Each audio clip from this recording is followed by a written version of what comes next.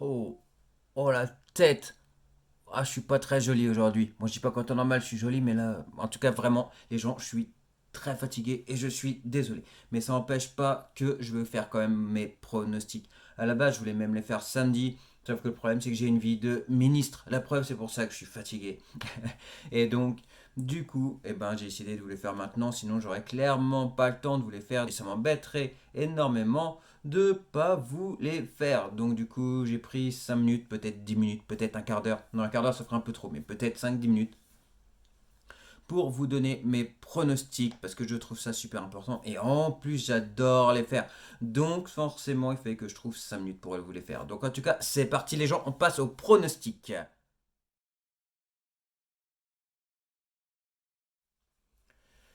Tout d'abord, le New Day contre le Hurt Business. Alors d'un côté, tu as le New Day qui ont déjà tout prouvé en équipe. Sincèrement, ils ont fait des trucs de ouf avec le New Day, avec Biggie, etc.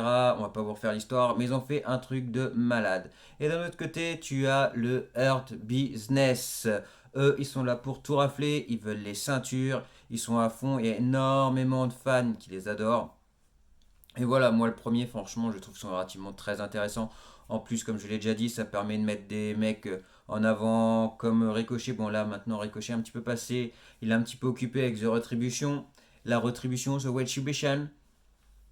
Mais en tout cas, voilà, ça l'a mis en avant un temps. Ça a mis Shelton Benjamin en avant. Ça l'a remis en avant parce que sachant que c'était quand même une grosse star. Et là, voilà, donc faut peut-être pas abuser. Bobby Lashley, tout pareil. Cédric Alexander, ça le remet en avant. Et on revoit MVP. Donc c'est vraiment super classe. Et ils sont là pour tout rafler. Et en plus, si le New Day perd, je pense pas que ça soit dramatique, sincèrement. On leur pardonnera et c'est pas pour autant qu'on les aimera moins. Donc rien que pour tout ça, moi je pense que le New Day va essayer de donner encore de l'autorité au Hurt Business, de les mettre encore plus en avant par rapport aux ceintures par équipe, et du coup ça va se faire comme ça. Donc moi je dis pour ce pronostic que c'est le Hurt Business qui gagne.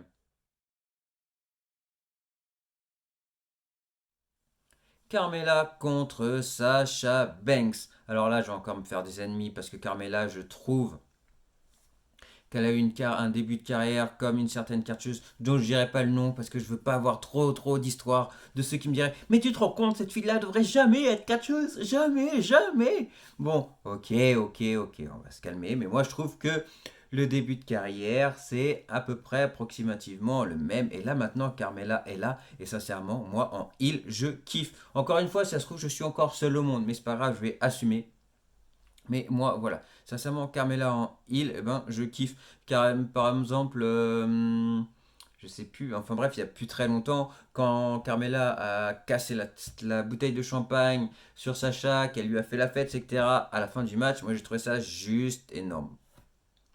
Donc je pense que ce match-là, et je l'espère, qu'il va être relativement intense parce que c'est ce que j'aimerais vraiment voir entre les deux catcheuses et pas que Carmella se fasse défoncer en quelques secondes. Mais je pense pas parce que sinon il elle serait plus du tout crédible.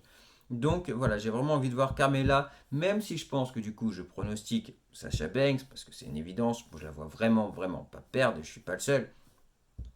Mais voilà, au moins que Carmella elle puisse arriver, être en avant et voilà, tout simplement se montrer. Et voilà, en tout cas, qu'elle se fasse détruire en un quart de seconde pour que Sacha se venge. Moi, je vois pas du tout ça. Je préfère Carmella un peu en heal, un peu méchante avant de perdre.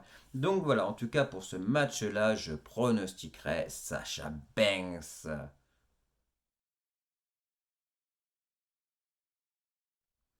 Le match relativement super compliqué. Sincèrement, j'ai vraiment du mal à me mouiller. T'as Nia Jax d'un côté contre Shayna Baszler, et tu as Asuka, Meda qui devait catcher avec Lana. Mais nous avons appris que Nia Jax et Shayna Baszler ont fait du mal à Lana et du coup elle peut plus catcher pour ce match-là parce qu'elle est inapte. Donc du coup c'est relativement embêtant parce que du coup ça fait Asuka contre on sait pas. Mais donc voilà, c'est vraiment un match un peu bizarre. En plus, ce qui s'est passé à Raw la dernière fois, du coup, on pourrait croire que Mandy Rose vient de faire équipe avec Asuka, pourquoi pas, ou peut-être même Dana Brooke. Donc potentiellement, pourquoi pas une de ces deux-là. Ou après, peut-être une surprise, par exemple, moi j'adorais, mais je sais plus si elle est encore avec The Retribution ou pas, mais par exemple, ouais, potentiellement, à mon avis, elle est pas libre. Mais enfin bref, j'aurais bien aimé par exemple avec Mia Im, ça aurait été relativement super sympa. Et voilà, parce que c'est une catcheuse qui mérite encore une fois d'être super en avant et elle mérite largement. Donc du coup, je kifferais bien voir Mia Im. Mais ce que je vois moi, maintenant, moi je viens de dire ce que j'aimerais voir. Mais maintenant, je pronostique un truc. Mais j'ai vraiment mis du temps à me décider. Mais il fallait bien que je me décide à pronostiquer ça. Et du coup, je me décide. Du coup, je pronostique Asuka qui gagne. Et je ne sais de quelle manière Lana est capable. Oh, je vais me faire des ennemis. Je vais encore me faire des ennemis, c'est sûr et certain. Que Lana, d'une manière ou d'une autre, arrive à venir catcher. Et du coup, que ce soit Asuka et Lana qui gagnent. Moi, sincèrement, je vois ça. S'il vous plaît, ne me blâmez pas, c'est juste que ce que je vois. Donc, sincèrement, je vois Asuka gagner ce match contre potentiellement Lana. Avec plutôt potentiellement Lana. Zifiend contre Zifind. Il faut vraiment que j'apprenne à me dire correctement. Zifind contre Randy Orton. Alors sincèrement déjà, je tiens à dire qu'Aro, j'ai grave kiffé le spot qui lui dit vas-y, on joue un cache-cache, etc. Là, tu vois Bray Wyatt qui voit sa chaise à bascule, donc du coup, voilà, il s'assoit dedans, normal. Là, t'as Randy Orton qui arrive et il l'enferme dans une caisse en bois et il lui fout le feu. Et là, c'est qui ressort? C'est The Fiend. Donc, voilà, et du coup, il s'en prend à Randy Orton, et du coup, c'est Randy Orton qui prend cher. Sincèrement, je trouve que entre les deux, les matchs, ça peut être juste de la folie, ça peut être juste énorme de voir The Fiend contre Randy Orton, et j'ai vraiment envie de voir ça, et j'ai envie de voir encore d'autres matchs par la suite, parce que ça peut être des matchs juste énormes, ça peut être de la folie. Après, là, je pense que, encore une fois, Randy Orton, comme tout, par exemple avec Drew McIntyre pour le rendre encore plus crédible, je pense que là, c'est pour aider The Fiend à aller encore plus en avant pour vraiment prendre encore de l'ampleur, pas avoir des mauvaises défaites contre Goldberg ou etc. Enfin bref, on va oublier, on va oublier, on va oublier. Et donc, voilà. Donc du coup, je vois bien The Finn gagner face à Randy Orton pour que Randy Orton puisse l'aider à prendre encore de l'avant. Mais pour prendre de l'avant, enfin bref, pour aller encore de l'avant. Et du coup, je vous l'avais dit que j'étais fatigué, genre, je suis vraiment super fatigué. Donc, du coup, pour ce match-là, j'annoncerai que c'est The Finn qui gagne. Parce que de toute façon. Ensuite, Drew McIntyre contre AJ Styles. Alors, moi, j'ai grave, grave, grave envie de voir ce match-là. Pourquoi? Parce qu'on part un peu sur des mois d'après mois. On part un peu sur les bases du catch. Tu as un porteur et tu as un voltigeur. Je m'explique. Tu as Drew McIntyre qui est là, qui est la force brute, la puissance, qui est, voilà, qui est badass et qui est ici. Et de l'autre côté, tu as AJ Styles qui est très technique, qui sait de faire de la voltige, qui sait de faire des trucs de ouf. Donc du coup, la fusion entre les deux, tu as AJ Styles qui va pouvoir s'aider avec Drew McIntyre pour faire de la voltige, et tu vas avoir Drew McIntyre qui sera là pour la puissance, et sincèrement, ça va être juste être énorme. Mélanger le voltigeur contre la force brute, moi sincèrement je verrais ça juste énorme. Et pour moi les matchs de catch à la base c'est construit comme ça. Dites-moi si je me trompe ou pas. Mais voilà, pour moi à la base le catch c'est ça. Et donc voilà, franchement j'ai grave envie de voir ce match-là. Je pense qu'il va être juste être énorme. Après je pense bien qu'il va y avoir des petites interventions qui vont venir gâcher le match, n'est-ce pas The Miz ou bien John Morrison pour aider The Miz à empocher sa mallette. Mais non, pas maintenant. Mais pas non, pas maintenant.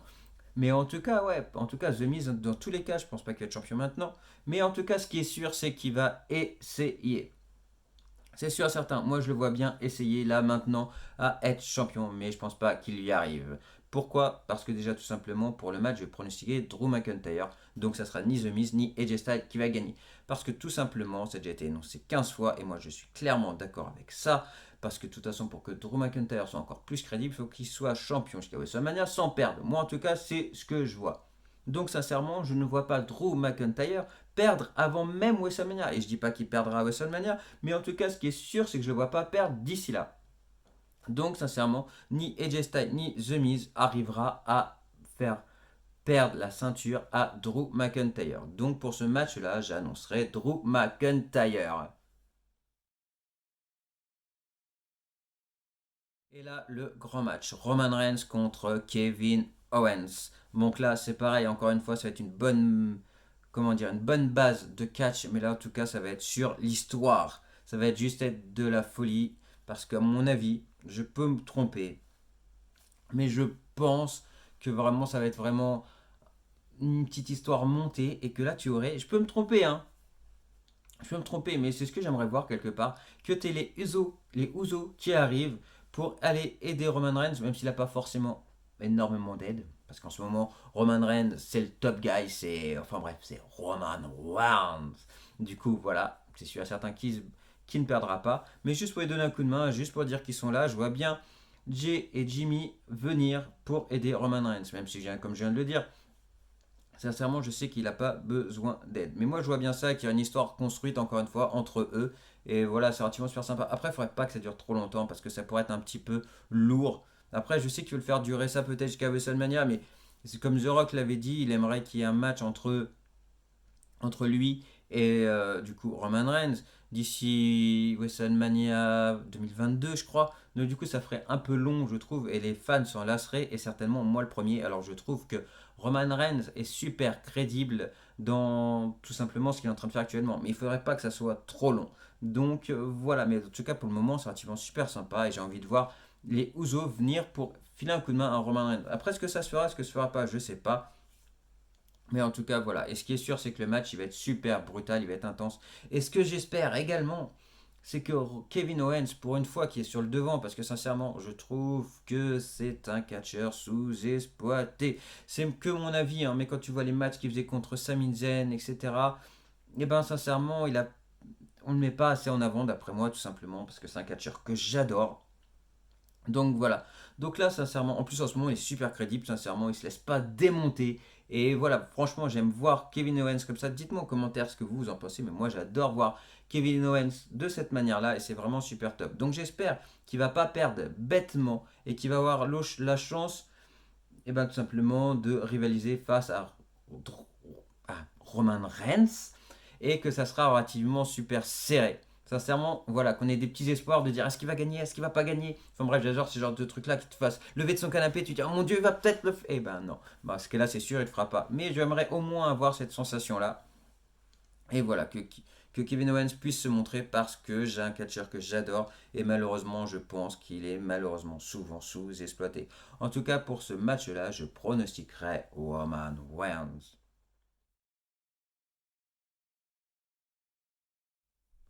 Donc voilà les gens, c'était mes petits pronostics pour le TLC 2020. Je m'excuse pour ma sale tête, je m'excuse également pour mes petits bafouillages. J'avoue que je suis un petit peu fatigué, mais je voulais à tout prix faire cette petite vidéo là. Et c'était ma seule occasion de le faire. Et sincèrement, je voulais pas le rater. Donc je le fais un peu fatigué, j'ai un peu une sale tête, j'ai un peu bafouillé.